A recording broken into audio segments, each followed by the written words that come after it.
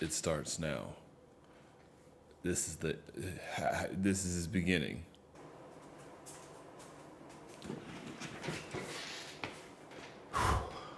It's time.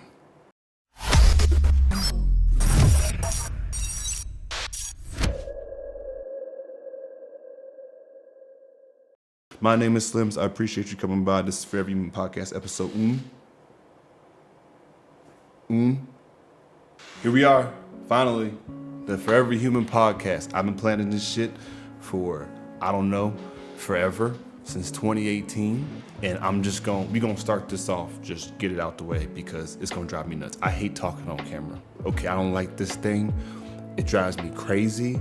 I'm like a little child having a tantrum inside of my body right now, but I also understand that it's 2025, and in order to create certain type of impact and in order to help people all around the world, you've got to be able to do this. As much as I want to punch this little thing in an eyeball.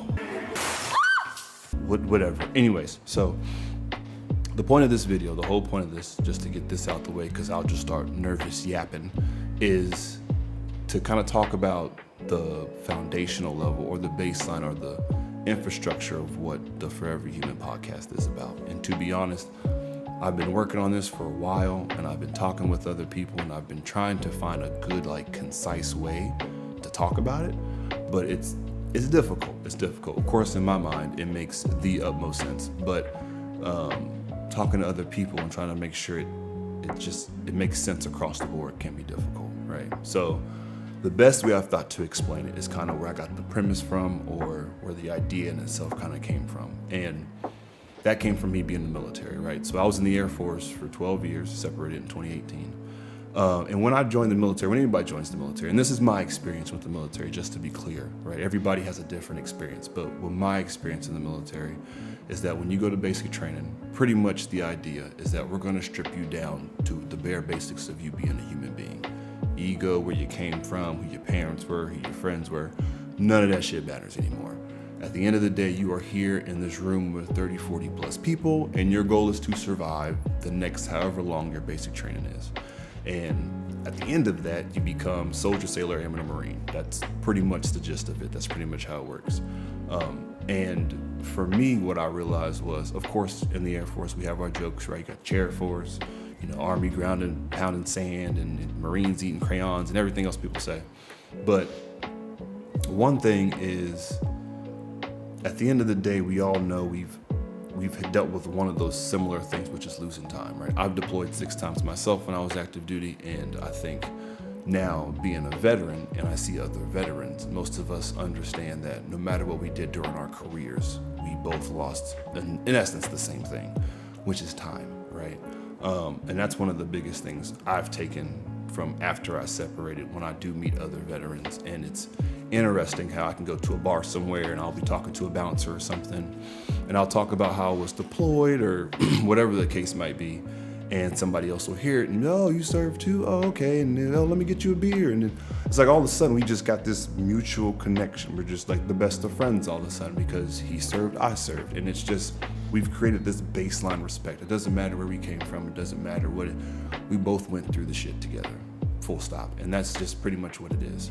And so in my mind, I want to take that same concept and put it at a human level. And I know that sounds huge, and I know that sounds it just sounds like a big take, but I feel like it's something that the world really could use, especially today. There's just no basic, foundational, human level respect that I see exist out there, especially nowadays, because most people identify with wherever they were randomly spawned out on this earth when they were born, or, American, or, wherever they come. Nobody really identifies solely in the beginning as a human being. Basically, that's the foundation, right? Is that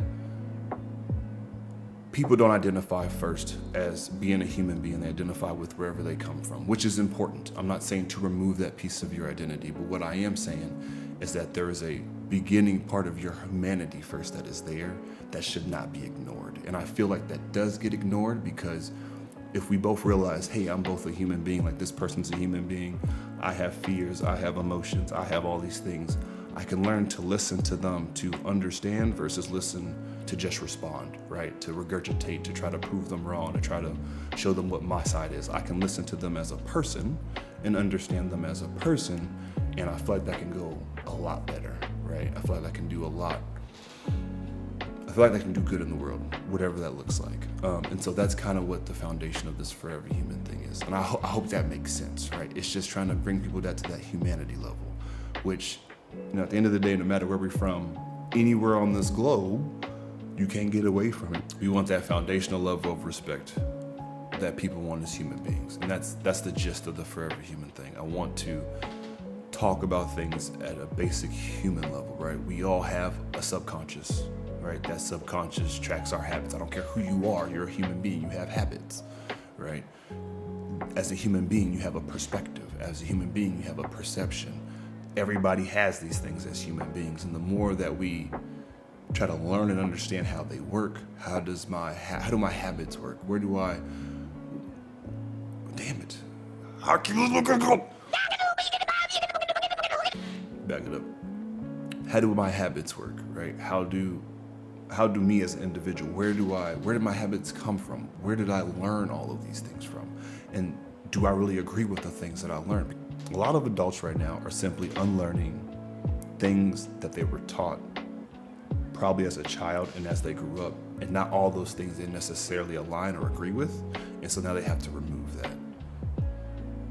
That's a difficult thing to do as a person, right? Because you're removing part of your identity in a way, and I got to see this when I was in basic training, right?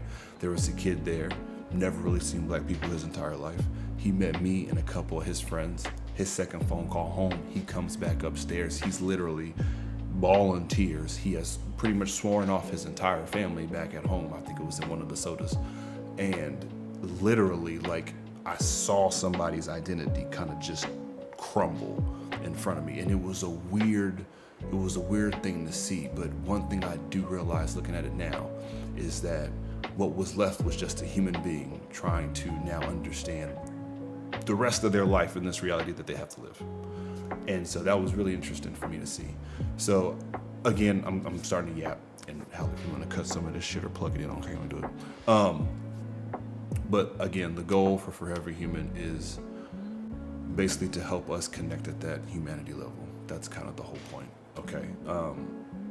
And one big part of that is shift in perspective. I'm really big on being able to change perspective. I don't want people to take this as me trying to tell people what to do. You should live your life this way, you should do this. That's not my goal at all. My goal is to let you know that even though you have a specific perspective on something, there's a million others that do exist. And one of those others might help you get to somewhere else. And so where I'm coming into play with this is to offer those other perspectives. I don't know which one you need. I have no idea. All I know is if I'm having a conversation with somebody and they're going through whatever they're going through, all I can do is yield the perspectives that I have based off the situation they've given me. And I can say, hey, these are some of the things I see. I don't know if this information can be helpful or not. But it's better to have that information than have nothing, and then that person's just sitting in a corner in the darkness. That doesn't make sense. And I think being able to create that baseline or somewhere a foundation to find information to help or to find someone to talk to help, that's where Forever Human comes into play. Anyways, I'm yapping too much. I'm yapping way too much. I'm gonna end this with a quote because I'm a quote guy.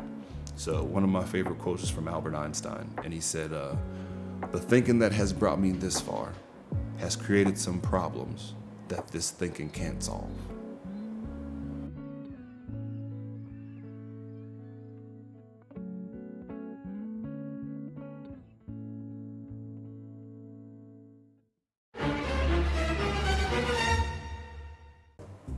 Ladies. I'm just kidding. Don't put that in there, Howler. All right.